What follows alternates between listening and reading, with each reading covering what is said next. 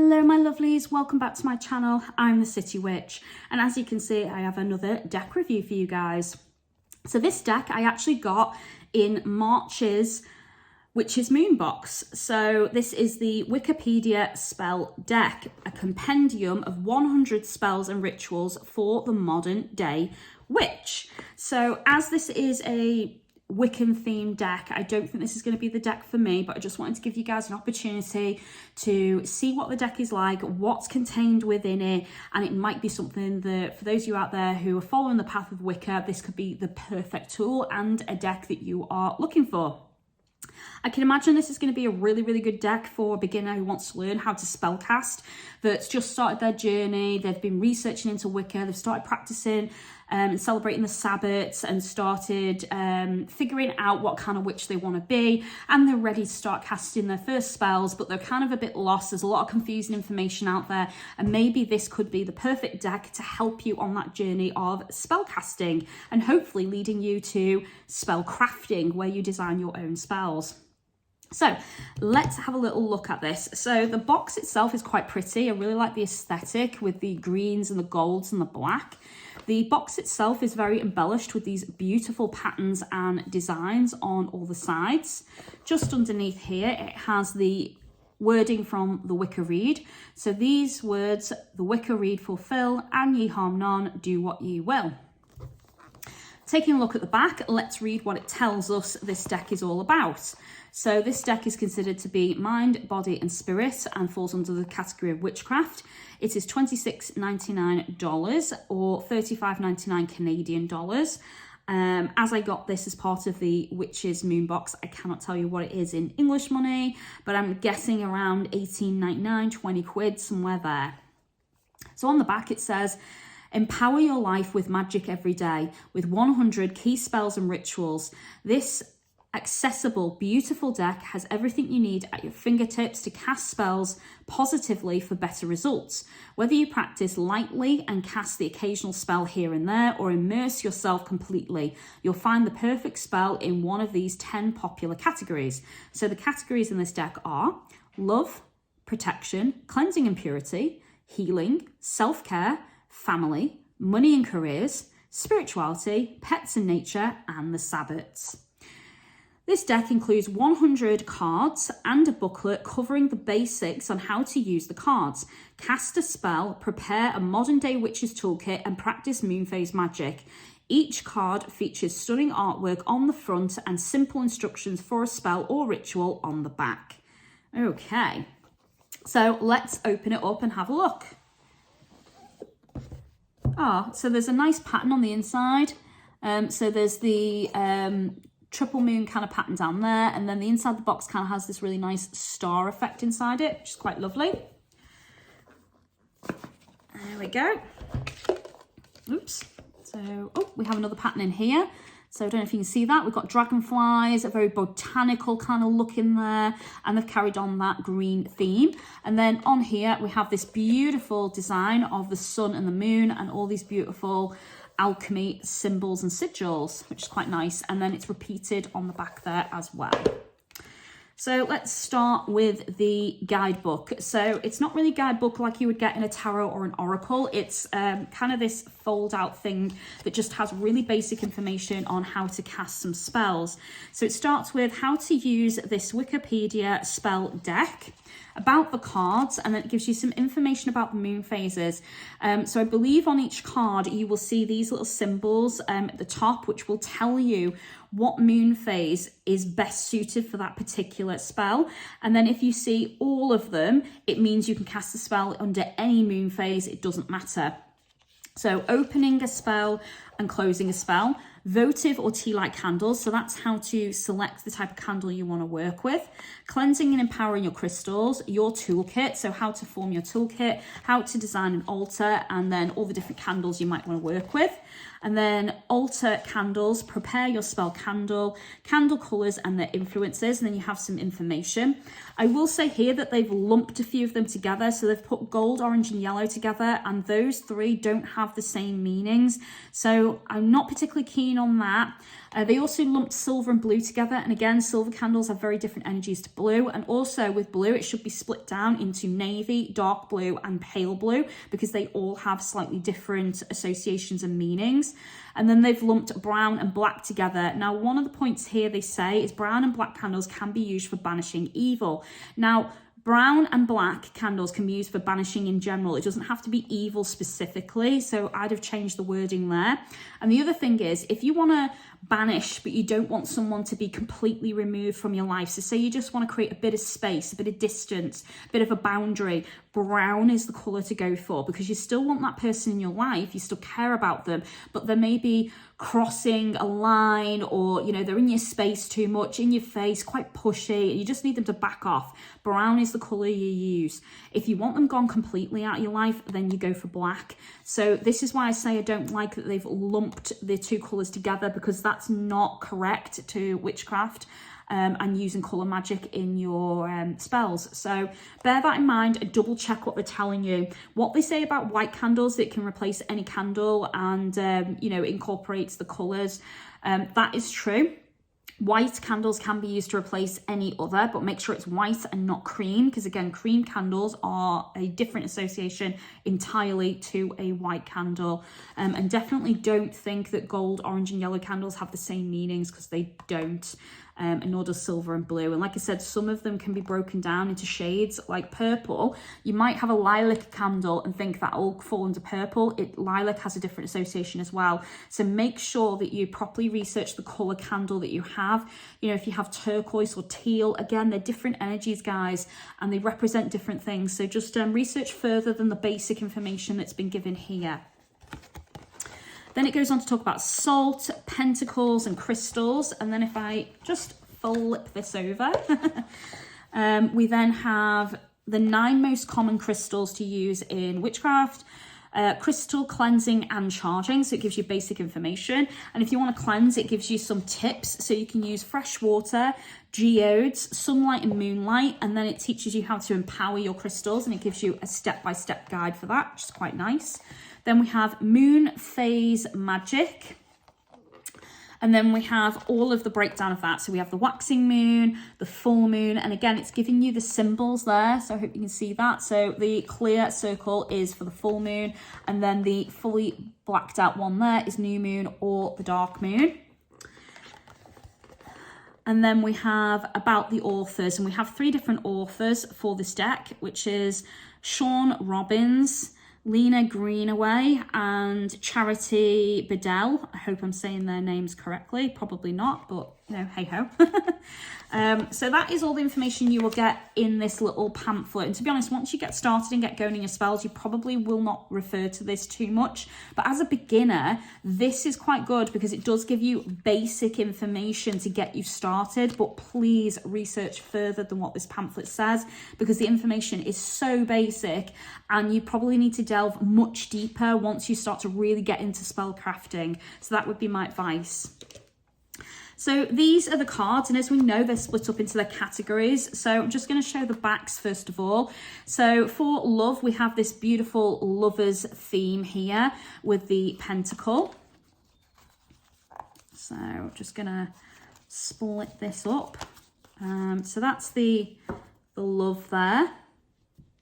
Then we have protection, and we have this warrior on the back of the card. And again, we have the pentacle.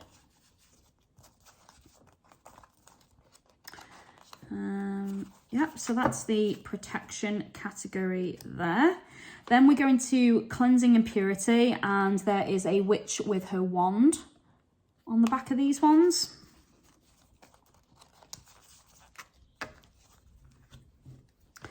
Then we have healing, and for some unknown reason, I don't know why, for healing they chose to go with a fairy. I'd have probably chosen to go with kitchen witchery there, maybe some herbs and ingredients, crystals, you know, maybe a hot mug of tea, because tea can be very healing, especially when it's herbal tea. But for some reason they went with a fairy. So that's the healing set. Then we have self-care, and for the self-care, they went with the cup of tea, and then they went with this individual in the background who is chilling out, reaching for a donut or a biscuit or something there in the background. So, you know, very relaxed vibes with that one. There we go. Then we have family, and for family, we have a mum with her kids there, which is quite nice. That's all of those ones. Then we have money and career, and for this one we have the pouch full of cash, which is quite nice as well. Definitely gives off that career vibe, that money vibe. For spiritual, we have a beautiful moon goddess sat on a moon, a crescent moon, which is quite lovely. And then we have pets and nature, and we have this really nice naturey theme on it. We've got some plants, we've got some birds and butterflies, and we've got this beautiful owl. So that's quite nice. And then the last category, we have the Sabbats. And for the Sabbats, we kind of have this wheel here showing the cycles and the season changes with this beautiful tree in the background. Okay. So the first thing I want to talk about is the cardstock quality and size. So I've just got this card here for reference. So this one is a typical tarot size. So as you can see, it's a little bit bigger, so slightly more oracle or a larger tarot. The edging is nice and round and very smooth. And the quality is actually pretty good. You know, that's pretty good quality cardstock in my opinion. And as you can see from the video, it is a gloss finish. Okay, so now I'm going to show you each of the cards in the categories just so you can see what we get, and I'll talk to you a little bit about what's on the card. So you have the title up here, which is Sabbath, and then you have the moon phases. So of course this is saying it can be done in any moon phase. And then this one is Yuletide spell for peace, and then here it's telling you Yule, the winter solstice, and then this particular Sabbath is around December 20th to 23rd. It's giving you some information about Yule, the materials of what you're going to need in order to conduct this ritual, then the ritual, an incantation, and then a closing thought. So with the materials, what I like about this is they actually break down that if you need things like ribbons or a certain amount of something, they actually give you the grammage. So, you know, 30 grams or something, for example, or 5 grams. For a ribbon, they'll actually say something like 30 centimeters. So they'll actually give you the measurements of things so you know exactly what you need, which is really nice. So for this one, it's saying items representing Yule, such as sparkly ornaments, holly and mistletoe, red, green and gold candles, citrine or clear quartz, Celtic Christmas themed music, wand is optional, and a small bell. And then again, the instructions for the ritual and then the incantation. So for this one, it says, Yule is upon us. I thank the gods for all the blessings bestowed upon me. Keep me safe and free from harm as wintertide appears, blessed be. So pretty basic. So we have one for each of the Sabbats. So Yuletide spell for peace, Imbolc spell for good luck, remove obstacles with Astora, Beltane kinfolk spell, Litha spell for happiness, Lammas wish powder, Mabon money spell, and Samhain spirit spell. So that is your Sabbath cards. Next, we'll take a look at the spiritual cards. And again, they're all laid out the same, guys. So you'll get the title right there telling you it's spirituality, and then your moon phase there, and then the title. So what I'm going to do is just read you off the name of each of these spells so you know what is in each category. So for spirituality, we have strengthen psychic abilities, angelically improve luck and restore peace, access other realms, connect with goddess, guide, and angel. Heighten your instincts, crystal sleep mask for good dreams, spirit guide meditation, angel meditation, and increase your wisdom. So that's your spiritual cards. Next, we have the family collection. So under this one, we have improve family luck, invite happiness with house blessings, integrate new people into your family, stop warring siblings, sweeten the mood of an in-law, fear of giving birth, help with labour, fertility, calm a child, stay on good terms with your ex during a divorce. Now, personally, I'd have lumped the ex spell into love because it's a love related issue. In regards to the fertility, the childbirth, I'd have had a fertility collection of cards which are separate to family, and with family I would have focused more on peace and tranquility, home magic where all the family can get involved, maybe some kitchen witchery in there, things that you can do with your family that are more interactive. I would have definitely given fertility its own category and definitely put that last one, stay on good terms with your ex, in with the loved ones. Next, let's take a look at healing. So in this category, we have general healing spell, a general spell for year-round health, healing poppet spell, erase fatigue, chicken garlic soup, magically alleviate allergies, headaches, migraines and sinus problems, after surgery, healing light, heal yourself of fears and phobias. Next, we have cleansing and purity. So in this category, we have cleanse and charge your workplace, bless my space, house cleansing incense, mind clearing crystal water, banish negativity, smudge your space. Ooh, just want to check something. All right, that's fine. So on this one, they are recommending you work with sage, but it's not white sage.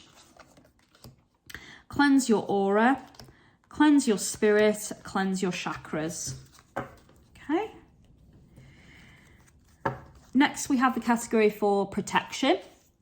So here we have shield your home, bless and protect your home, protect a child, stop difficult neighbours, onyx protection pocket charm, unwanted guests be gone, protection when out and about, travel protection, end a curse. Ooh, I'm just going to focus on this one a minute. I just want to see if this is any good or if it's a pretty poor working. So for end a curse, if you have a run of bad luck or feel out of sorts, someone may have inadvertently affected you with the evil eye by radiating hateful thoughts about you. This spell can help. Please note, it's crucial that you stay neutral when spell casting. If you unintentionally direct negativity towards someone who is highly protected, that energy could bounce off them and come straight back at you.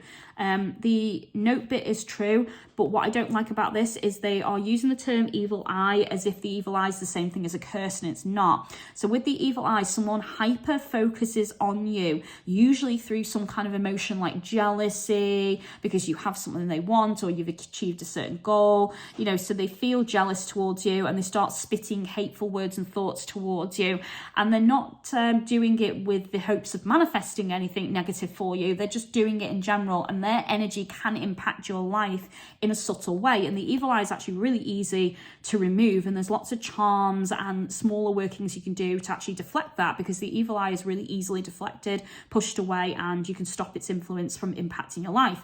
But it is not a curse. A curse is an active working where someone has actually sat down and actually bought all the tools and ingredients that they need in order to effectively cast it, and they put a lot of energy, time and magic into actually causing destruction, harm or chaos in your life. That is a curse. This is not a curse, and that is not how you end a curse either. That would be effective for deflecting the evil eye, most likely, and stopping something from impacting you on an energetic level, but not powerful enough to fully stop a curse. So materials they've recommended here is 1 cup, which is 208 grams of black salt powder, a plate, an onyx stone, paring knife, and long white tapir candles. And it recommends that you, in the morning, construct a gap-free circle of salt on a plate, place the crystal in the center with the knife, Carefully carve away wax on the flat end of the candle to expose the wick. Hold the candle over the top of the plate and light each end, and repeat this spell 7 times. This candle burns from end to end. All negative vibes I avoid. With this vessel I defend. This curse is smashed and now destroyed. Again, they're using the term curse, but that is not a curse, what they're removing there. So again, really poor wording. Blow out the bottom ends of the candle and push it onto the center of the plate. Make sure you don't have anywhere to be, because the candle must burn down and go out on its own. When it's burned down, take the protective salt and sprinkle it outside your front door. Keep the onyx inside the house for at least 2 weeks. So this is really basic, and too basic in order to remove any kind of curse working. So this would not be effective against a curse, in my opinion. And then the last spell in the protection category is clearing a haunting. So that's those. Then we have self-care. So in this category, we have daily shower, beat the blues, ease unhappiness, ease nervousness, say goodbye to stress, cure insomnia, correct your faults, feel energized, healthy eating, motivation, and banish feelings of loneliness. In the love category, we have find true love, a sweet notice me spell, attract new love #1, attract new love #2, attract new love #3, improve your popularity, digital love spell. Oh, I like that. It's a modern twist. Reconnect with someone, summon your soulmate, help someone decide if you're right for them, make a marriage stronger, spice up passion #1, spice up passion #2, bring back romance, self-love, forgive an unfaithful lover. Personally, I wouldn't, but some might. Move on after love. Then we have the money and career cards. So in this category, we have emergency money, attract more money, money packet wish spell, get a mortgage approved. That's a good one. Angelic help in selling a house or moving, successful job interview, career change, get promoted. That's also a good one. And help a business thrive. So there's a couple of good, interesting ones in that category. And then the very last category we have is pets and nature. So in this one, we have communicate with your pet, heal a sick pet, bring a lost pet home, stop bathroom accidents. I mean, you can stop that by training your pet. Protect and connect with wildlife, heal the earth, rid your home of spiders and insects, and help your garden grow. So there are some nice, simple spells. I do think this would be a really good deck for a beginner, but there is some misinformation in it, some really poor advice, and some of the spells in it are really basic. But again, for a beginner, that's all you need to begin with. You don't need to be casting elaborate big rituals. Something small and simple like this is kind of all you need. So what I would say for a beginner, if anyone is thinking about starting spell work and considering getting this deck, just, cross-reference some of the things they're saying, double-check a few things, put your own spin on all the spells. If you don't have the ingredients they're recommending, if there's any, specific herbs and things, just research replacing that herb with something else properly. Make sure that you are, if you're going to be substituting correctly and not just picking any herb just simply because you have it. So just use a bit of common sense, do a little bit digging, a bit of research, and make sure you're putting your own spin on these spells. But other than that, this deck could be a great deck for a beginner. For an intermediate or advanced practitioner, this deck would just not get used. It would just sit on a shelf and it would gather dust, because we design and make our own spells. We've been in the craft for a very long time and know how to cast spells effectively, and we've built and designed our own spells over a long period of time. For many, they are generational witches, and the Book of Shadows have been passed down filled with spells that they know work because their parents or their grandparents use those spells. So this is an okay deck, but it's certainly not for me. It's not a deck I'll be keeping in my collection, but for a beginner, I can see how this deck would be helpful. So on that note, for someone walking the Wiccan path and a beginner, this would easily be maybe about a 6 out of 10. for a advanced practitioner who's not a Wiccan, you know, more like a 1 or a 2 out of 10. You'd never use it basically. But the cardstock is good, the box is pretty, the aesthetic of it's quite nice, and there is some great basic information in here. I would just personally want people to cross-reference and make sure that what is being said in this is correct, because I picked up on a few things that were incorrect or had been lumped together, which just isn't great advice or great information in my opinion. And that concludes this video, guys. So thank you very much for watching. If you did enjoy this video, please give me a thumbs up. Click the bell so YouTube will tell you when my next video comes out. If you'd like to offer like, love and support to my channel, you can do that through Patreon or my Amazon wishlist. Your choice, guys. And thank you very much to those of you who do choose to support me. I do appreciate it. It allows me to keep doing this and keep showing you all these lovely products and give you my advice and witchy tips and tricks. If you'd like to contact me to book a professional reading or for any spells, you can do that through Facebook, Twitter, Instagram, or via email, and all the links are provided to do that. So thanks very much for watching, guys. Take care of yourselves, and I'll see you soon. Blessed be.